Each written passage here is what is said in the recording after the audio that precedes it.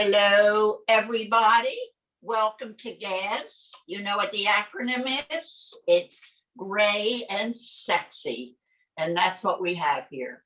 But when we talk to each other, the people over 70, all the way up to 100, and if they're living to 105, 105, 110, whatever, they know what G.A.S really is.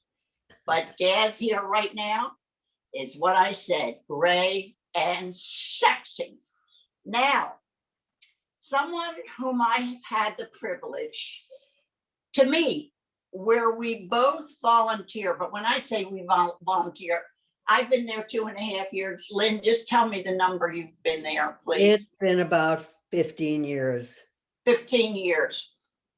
Lynne is involved in Born Tact like I am, but she's really involved many more days than I have been. And I've been there 2.5 years. Like she says, she's been here 15 years. And she really is one of, like I felt about everybody, but she is very special to me. And I love her dearly. And I think we're pretty good friends by now, right, Lynne? Oh, yes. Meeting you in Born Tact Players was one of the joys. I'm telling you, it's a beautiful lady. And you know, I say when I talk about her, Goldklang, the volunteer and the person who gives up her days to help other people. Lynne, I want to welcome you to G.A.S. Thank you for being an honored guest. Thank you. I'll do the gray part is easy. The sexy might be a little harder to come by. We'll see. I don't think so, Lynne. You're so beautiful. You are a beautiful lady. You know, I'm going to say something, and there's some that have turned me off on what I'm about to ask you. If you don't want to say, don't say. How old are you? So as I said, 2 questions not to ask: my age and my weight. Oh my I God. would say I'll answer it this way. I'm a few years older than you.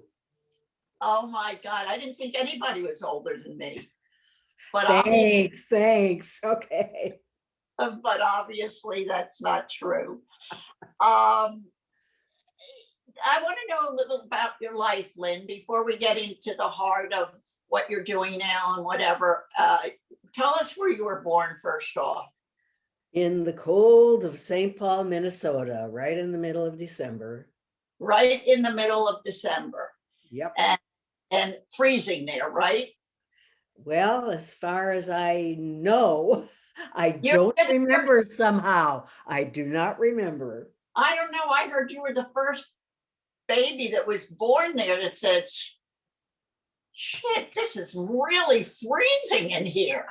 And poor nurses fainted. But, yeah, my secret's out. You were there.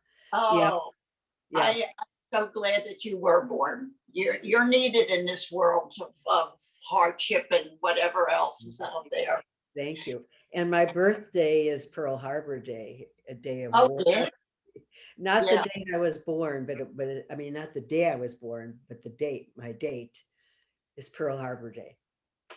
I'll tell you something. That is, you know, you go sightseeing in different places, and when I was in Hawaii, it was, I mean, I cried looking at that, looking at what took place and the bunch of names that were on this panel.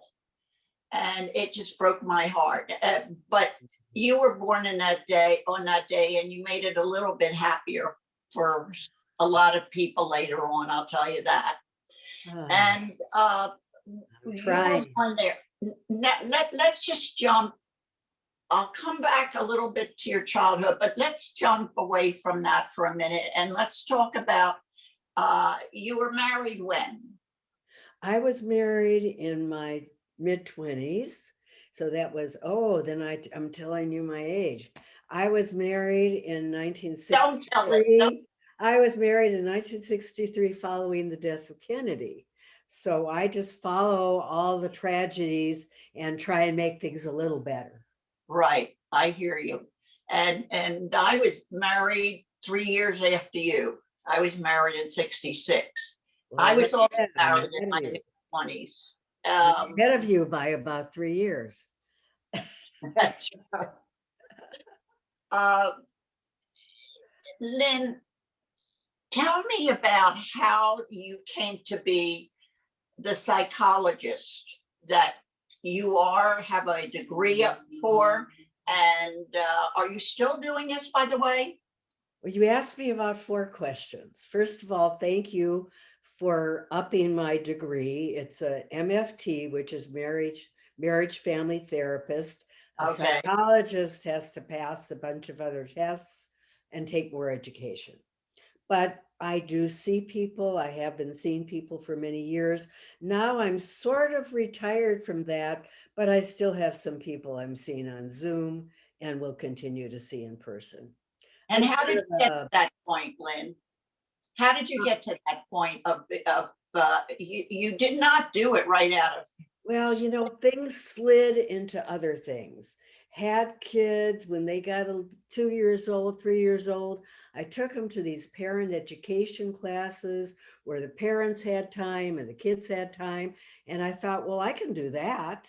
So from teaching elementary school, I became a parent education teacher. And there was like this group discussion, which got very psychological. And I didn't know what I was doing. So I thought, well, let's get the license. Got the license to do that, and then how long did it opened take, up my own practice. How Lynn? long How did it take you?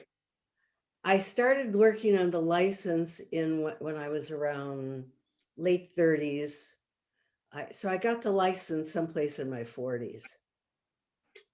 Yeah. Okay, so and then you were always involved, weren't you, in promoting the welfare of others?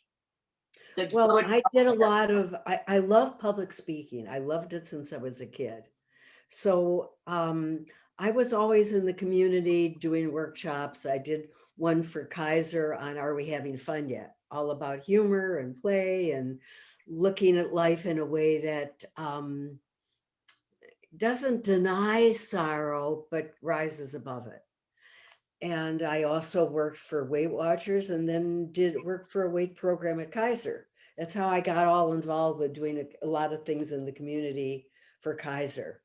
And Right. that was very psychological. So a friend of mine and I wrote a book called Count It as a Vegetable and Move On, dealing with the emotional aspects of, well, it's ending the weight loss, ending the food abuse, self-abuse cycle. Ah, Yeah. and I'm going to ask you a little favor. To everybody that I know who knows you, you're a beautiful lady. And right now you're looking down at the computer at me, since we're still not allowed to attend certain things right now. We're still doing them on Zoom. Look up a little bit when you're Okay, talking. now I'm looking at my image. I think I'm up, but you think when I talk, I go down, huh? No, your eyes are down. Look at My me eyes are straight down. on. Look at me straight on. Look at I me. am. Does it look to No, you? no. Okay, there you go. That's perfect. Now look up. Look up like you're looking straight ahead. But then Straight. I don't see, if I look up, I'm not looking at you anymore. I don't All see right, you. all right. Go ahead. Do what's comfortable. This way, So the only thing would be if you put your picture up higher than mine. Well, oh, Lynn, maybe I can no, put no, no, no. That's not waste time on that, because I Okay. have much to talk to you Is about. this Okay. better? Yeah. Okay, I'll try and remember. Just remind me. Okay. Like I said before, you are always promoting the welfare of others, which makes you a philanthropist in one way, and in other ways you're a philanthropist. But I want to discuss that even more, about the welfare of others. You have, what are the charities that you're involved in right now? Well, I am very involved in Born Tech Players. I'm involved with them financially. I'm involved in writing for them. I'm very good friends with the director, Mary You Ring. know that, excuse me, then you know that I had Mary on? Mary I was saw already, it. yes, and you saw it, I think. She was interviewed, and so then I had her son come on. This organization is beyond what I believe that I've seen anything like, except for the City of Hope, which was the other one that I worked for. Well, that's a But wonderful one. and you didn't, and you were so generous to me also with the City of Hope. You don't stop.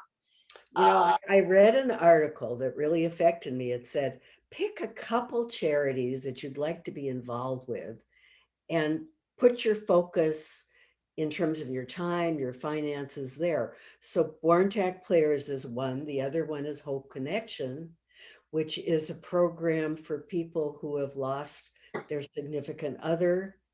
And there are 2 years worth of support groups with professionals leading it.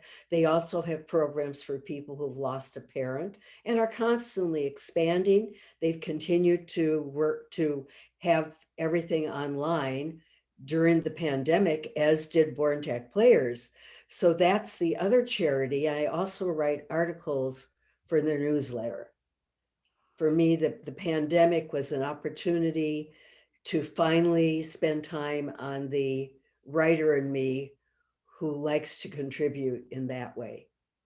You know, Lynn, So, it's time for you to get a life. yeah, You know, right. I mean, come on. All you do is sit around, kid around. My God, where do you get all this time to do? Well, let me say something about that. You know, when people of this vintage that you're interviewing tell you all the things they've done, it sounds like someone is busy every minute and doing every minute. I sort of feel this is my time to be a bum. And during the pandemic, while there were many things to worry about, there weren't places to go. And it was really an opportunity just to do whatever interested me at home and find ways to reach out to others from home. I would say I'm not as busy as probably many people you interview. I think having some time to stare at the stars, to just breathe, is very important. And Of even though I course, you feel, need you need to say thank you to yourself sometimes and give yourself that time to enjoy what we see every day. And that's a beautiful blue sky almost every day, and roses. And, it's the old saying, stop and smell the flowers or the rose. just to have time to be. And I think that what I've accomplished, I'm happy for it, but I think it's really in the range of probably all your viewers could say that the same thing about themselves. They could look past, they could look at their lives and realize how many things they've done. And I'm only mentioning a few. I've got some others tucked away there too that we I might know get you to do. and might I'm not. going to have to probably bring you back and talk more with you. But I also want to know, how long were you married? 53 years.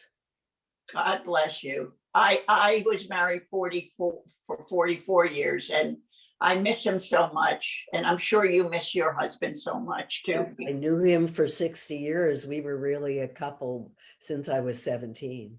Oh, you're kidding. In school? I met him. He was like an usher at his friend's wedding, and I was a bridesmaid at my friend's wedding. So we met at a wedding. And may I ask what your husband did as for a living? He was an electrical engineer. Oh, that's right. You did tell me that. Yeah, he brought light to the city, but in our house, the lights always needed to be changed and it was kind of dark. Like the Well, shoemaker's children go barefoot. But he that's brought light to the city and light to my life. right. So, and you lost him how long ago?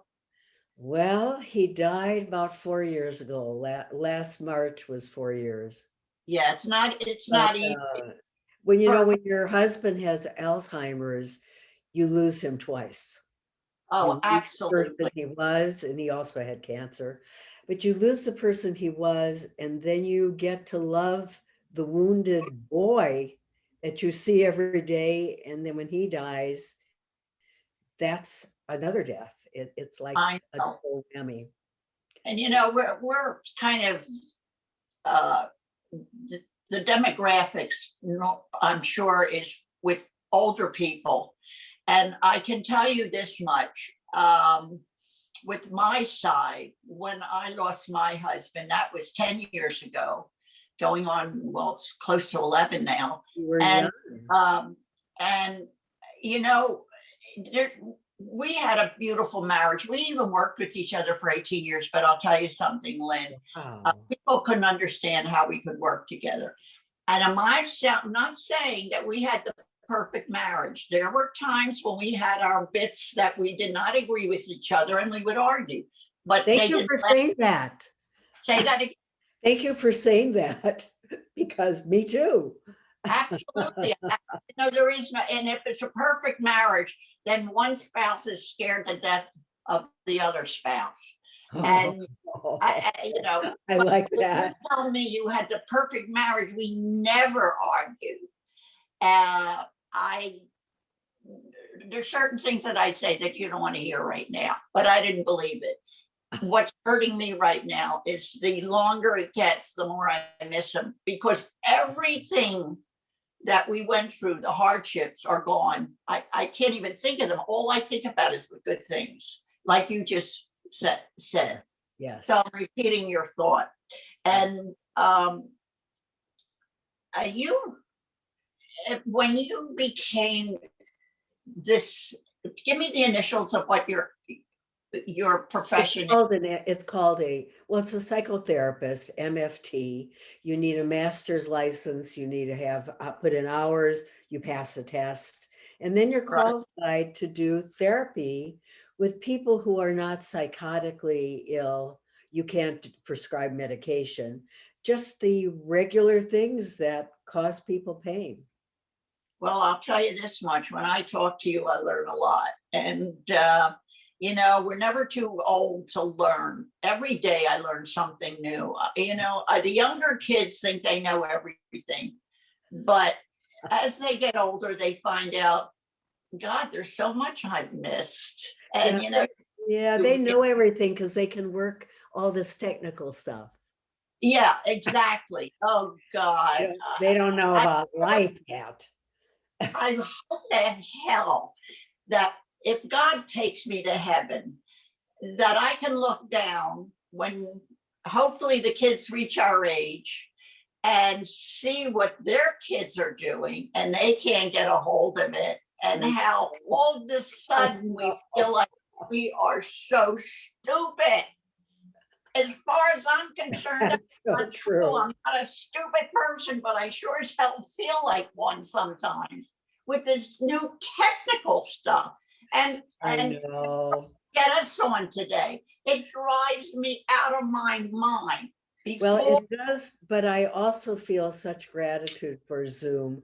I could not have had the sense of connection every single day when I was alone in my bubble one for the pandemic. I didn't feel alone because of Zoom and because of FaceTime.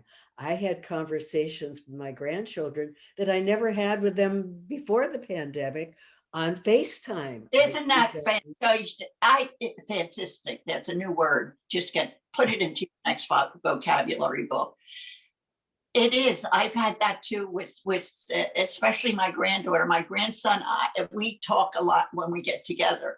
But I mean, talk with my granddaughter, we talk a lot on the phone too, and FaceTime. And when she was away to college, even though I didn't want her to do it, every call was FaceTime, right?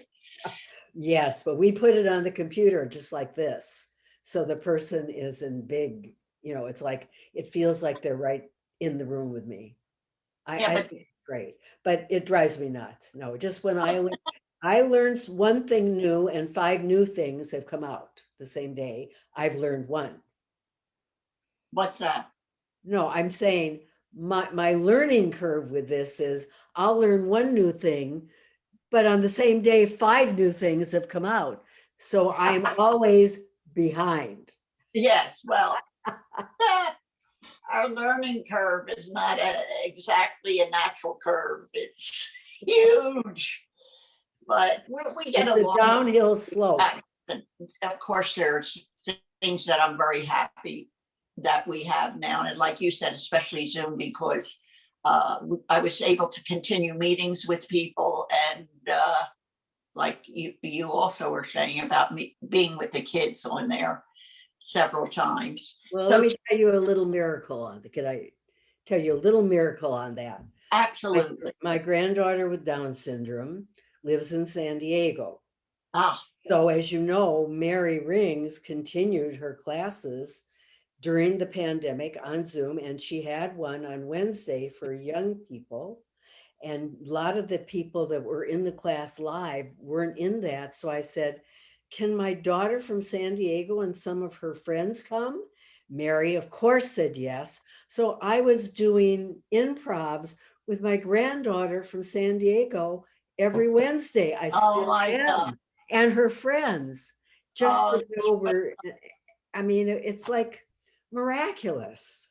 I that makes me so happy to hear that you were actually doing the improvs with your granddaughter. Well, yes, And you know how and she does those ones where there are leaders that are the assistants, first line, last line, it's called, a little improv where you break into groups. So whenever we break into groups, she'd put my granddaughter in my group. oh, that's super. Yeah, yeah. And how old is your granddaughter, hon? How old is your granddaughter? How old is she? Is that Yes. she is 15 and a half, and she just had her bat mitzvah this weekend. There was not a dry eye in the place. She killed it. Did she really? I Oh, didn't yeah. even have a chance because of my Yeah, week to talk she to you. did. She did. She had practiced. She was ready to go last year, which was already older than the 13. And then Yeah. she had an extra year to practice. The rabbi kept coming on to do his part, and they'd say, no, rabbi, she knows that part too. She was, it was that spirit. When you're full of love and spirit, so She what? she took So some what of that if you away. have, so what if you have a disability? So what? She took some of that away from you, I'll tell you, but you haven't lost it as far as I can see. Okay. Well, She said sounds like a sweetheart. What's her name? Hannah Anna. Greenstein, Hannah. But of course, if any of my other grandchildren see this, I have 4 others that are Please amazing too. let us know what their names are, Lynn. Well, let's know. We have Hannah, Jacob, Lily, Julie, and Alice. Do we have any boys there? Jacob. Ah, Jacob was the oldest. Hannah is the youngest. Jacob, Hannah. Well, you don't want all that. All the people watching have their own list of grandchildren. But I want to tell you something about this period of life. okay. Because you described me as these things I'm doing. I put it under the category that now that I'm semi-retired. I put it under the category, I have a goal. And my goal, honest and true, is to be an earth angel. You're one of those. I know Mary's one of those. I know a lot, the woman, Dr. Joe Christner, who runs Hope Connection, she's one of those, and a lot of the people surrounding her. I know so many people like that. I want to be an earth angel. I want to do as much as I can do that's useful in the world. And You have I'm trying. It's not easy because people do back. You do something, you think you're doing something for someone else, and you realize, no, they gave you back so much more than you gave. It's almost impossible to give because what you get back is so much more, absolutely. you know. Uh,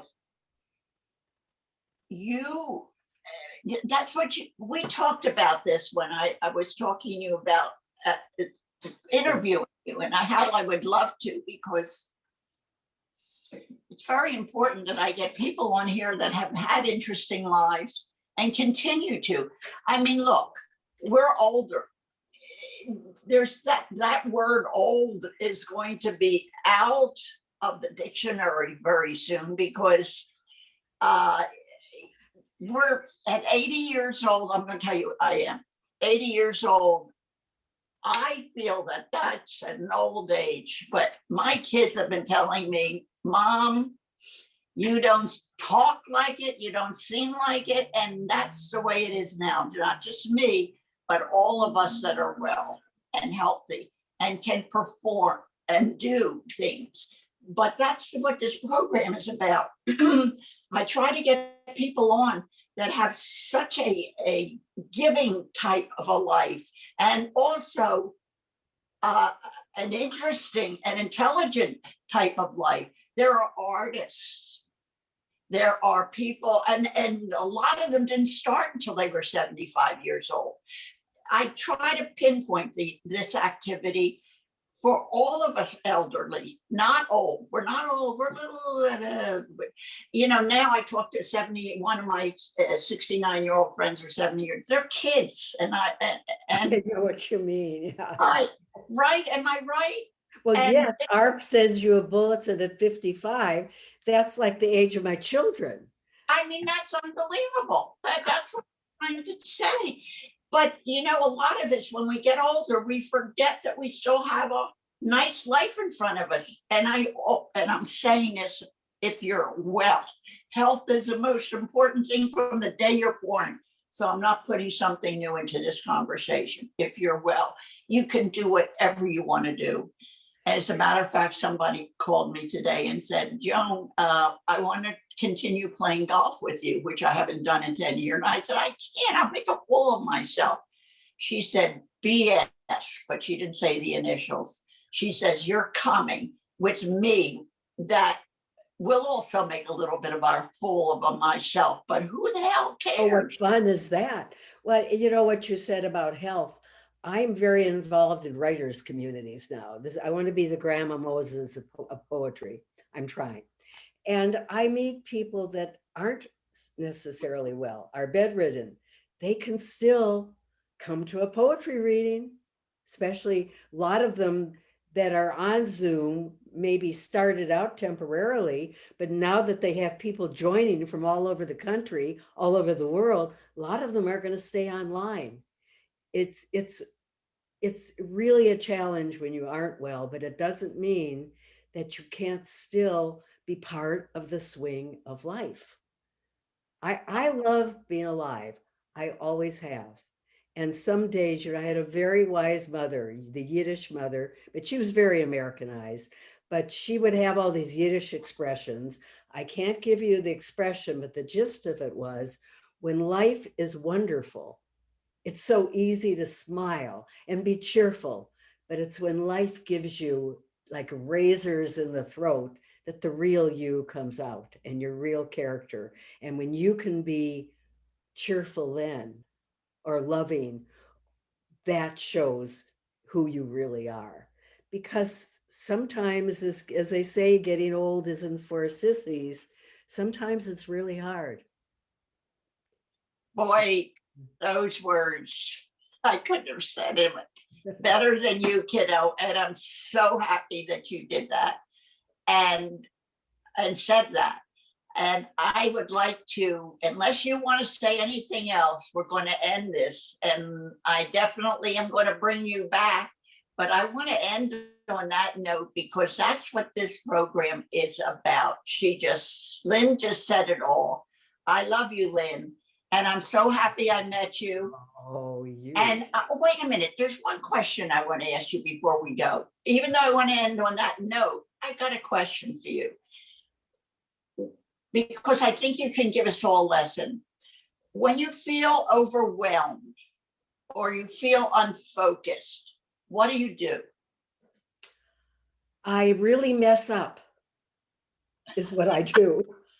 I'm not going to tell you, oh, I do the meditation and then I'm fine. No, I'm too upset to do the meditation. So first of all, I have to accept it's not a golden moment that I'm having. And if it's really bad, I will reach out to someone. I will call a friend or family member and talk about it. I also am in therapy, not for the things you're in therapy about when you're younger, just because I want to have that hour a week to look at my life with someone who can look at it with me from another perspective, who I think is wonderful. And I will reach out if necessary to a therapist. Sometimes I'll put music on and I'll walk around. I've got a laundry list of things, but there are times that nothing seems to work. And it's sort of like we just have to ride with the tide until we've reached the shore. There you go. Along the way, And you get awfully wet. I'm going to, I'm going to, I'm going to end with that wet note and say, thank you, Lynn. Thank you. If I had to pay you for this interview, I wouldn't have enough money. Even if I borrowed from other people, I couldn't gather enough money to pay you. Thank you so much for being with Just us. a penny for your thoughts. That's it. I will bring it next week, okay? Okay, thank you for letting me do this. I love talking to you, and you I are love really talking. doing a wonderful service by doing these interviews. Thank you, Lynn. Thank you. Ah. Bye, everybody. Take care.